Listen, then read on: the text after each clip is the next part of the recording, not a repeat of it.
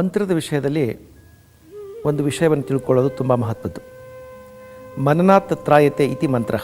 ಇದು ಮಂತ್ರ ಪದದ ವ್ಯುತ್ಪತ್ತಿ. ಮತ್ತೆ ಮತ್ತೆ ಅದನ್ನು ನಾವು ಮನನ ಮಾಡ್ತಾ ಇರಬೇಕು, ಮತ್ತೆ ಮತ್ತೆ ಅದನ್ನು ಹೇಳ್ತಾ ಇರಬೇಕು. ಹೀಗೆ ಹೇಳೋದ್ರಿಂದ, ಹೀಗೆ ಮನನ ಮಾಡಿಕೊಳ್ಳೋದ್ರಿಂದ ಅದು ನಮ್ಮನ್ನು ಭವಸಾಗರದಿಂದ ದಾಟಿಸುತ್ತೆ ಅನ್ನುವಂಥ ಅರ್ಥ ಈ ಮಂತ್ರ ನಮಗೆ ಕೊಡುತ್ತೆ. ಈ ಮಂತ್ರಗಳಲ್ಲಿ ಅನೇಕ ವಿಧವಾದ ಮಂತ್ರಗಳಿವೆ. ಅದರಲ್ಲಿ ಅತ್ಯಂತ ಶ್ರೇಷ್ಠವಾದದ್ದಕ್ಕೆ ತಾರಕ ಮಂತ್ರ ಅಂತ ಕರೀತಾರೆ. ತಾರಕ ಮಂತ್ರಗಳನ್ನು ಸಾಮಾನ್ಯವಾಗಿ ಗೌಪ್ಯವಾಗಿರಿಸಲಾಗ್ತದೆ. ಅದೊಂದು ಸಂಪ್ರದಾಯ ನಮ್ಮಲ್ಲಿ ಬೆಳ್ಕೊಂಬಂದಿದೆ.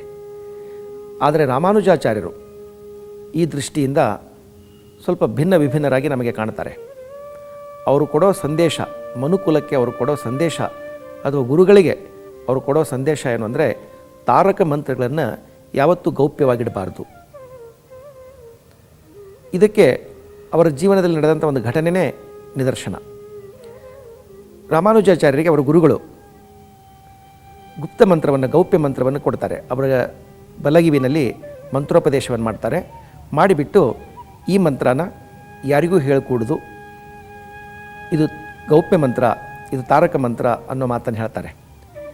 ಮಂತ್ರೋಪದೇಶ ಆದ ತಕ್ಷಣ ರಾಮಾನುಜಾಚಾರ್ಯರು ತಾವಿರ್ತಕ್ಕಂತಹ ಆಶ್ರಮದ ಮಾಳಿಗೆಯನ್ನು ಏರಿಬಿಟ್ಟು ಅಲ್ಲಿ ನಿಂತ್ಕೊಂಡು ಕೂಗಿಕೊಂಡು, ಗುರುಗಳು ಅವರಿಗೆ ಗೌಪ್ಯ ಮಂತ್ರ ಅಂತ ಯಾವ ಮಂತ್ರನ ಹೇಳಿದರೂ ಆ ಮಂತ್ರನ ಕೂಗಿ ಕೂಗಿ ಎಲ್ಲರಿಗೂ ಕೇಳಿಸೋ ಹಾಗೆ ಹೇಳ್ತಾರೆ.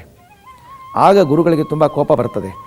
ಏನಪ್ಪ, ನಾನು ಇದು ಗೌಪ್ಯ ಮಂತ್ರ ಯಾರಿಗೂ ಹೇಳಬಾರ್ದು ಅಂತ ನಿನಗೆ ಹೇಳಿದರೂ ಕೂಡ ನೀನು ಈ ರೀತಿ ತುಂಬ ಎಡವಟ್ಟು ಮಾಡಿಬಿಟ್ಟು ಮಾಳಿಗೆ ನೀರಿ ಕೂಗಿ ಕೂಗಿ ಹೇಳ್ತಾ ಇದೆಯಲ್ಲ, ಯಾಕೆ ಅಂತ ಕೇಳಿದಾಗ, ಗುರುಗಳೇ, ಇದು ಗೌಪ್ಯ ಮಂತ್ರವೇನೋ ನಿಜ, ಅದರ ಜೊತೆಯಲ್ಲಿ ನೀವೇನು ಹೇಳಿದ್ರಿ, ಇದು ತಾರಕ ಮಂತ್ರ ಅಂತ ಹೇಳಿದ್ರಿ.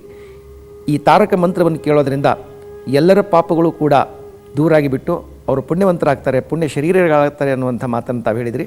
ಅದಕ್ಕೆ ನಾನೊಬ್ಬನೇ ಆ ತಾರಕ ಮಂತ್ರದಿಂದ ಪುನೀತನಾದರೆ ಸಾಲೋದಿಲ್ಲ, ಇಡೀ ಪ್ರಪಂಚ ಆ ಮಂತ್ರವನ್ನು ಕೇಳಿಸ್ಕೊಂಡು ಪುನೀತವಾಗಬೇಕು, ಪುಣ್ಯ ಶರೀರಿ ಆಗಬೇಕು ಅನ್ನುವಂಥ ಆಶಯದಿಂದ ನಾನು ತಾರಕ ಮಂತ್ರವನ್ನು ಕೂಗಿ ಕೂಗಿ ಹೇಳಿದೆ. ನನ್ನ ಅಭಿಪ್ರಾಯದಲ್ಲಿ ಯಾವುದೇ ತಾರಕ ಮಂತ್ರವಾಗಲಿ ಅದು ಗೌಪ್ಯವಾಗಿರಕೂಡದು, ಅದು ಸಾರ್ವತ್ರಿಕಗೊಳ್ಳಬೇಕು, ಸಾರ್ವಜನಿಕಗೊಳ್ಳಬೇಕು.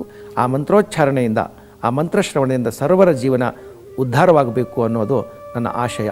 ನೋಡಿ, ರಾಮಾನುಜಾಚಾರ್ಯರ ಈ ದೃಷ್ಟಿಕೋನವನ್ನು ನಿಜವಾಗಿಯೂ ಕೂಡ ನಾವು ಅತ್ಯಂತ ಗೌರವದಿಂದ ಭಾವಿಸಬೇಕು, ಅದಕ್ಕೆ ಅಭಿನಂದನೆ ಹೇಳಬೇಕು.